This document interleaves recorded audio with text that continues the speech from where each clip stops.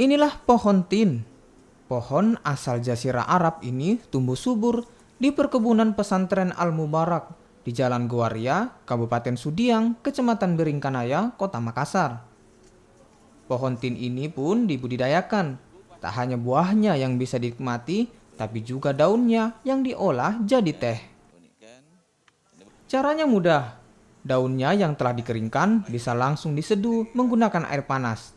Teh dari daun tin pun bisa langsung dinikmati. Nah, kalau prosesnya itu, insya Allah selama cuaca baik, nah ini berita untuk kita semua. Kalau di asalnya ini tanaman seperti di Yordan, di Turki, itu cuma 1 kali panen 1 tahun buah. Tapi kalau di Indonesia, insya Allah itu bisa setiap kali panen, tergantung nutrisi yang kita berikan kepada tanaman tin ini. Memang kandungannya itu banyak di dalamnya, salah satu antibakteri, ada di situ flavonoidnya, ada tannin dan sebagainya, dan termasuk antivirus. Saat ini teh daun tin pun telah dipesan hingga ke berbagai daerah di Indonesia. Namun, bagi warga yang kurang mampu, pihak pesantren memberikan secara cuma-cuma.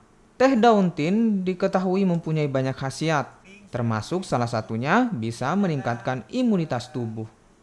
Nila Rustam, Kompas TV, Makassar, Sulawesi Selatan.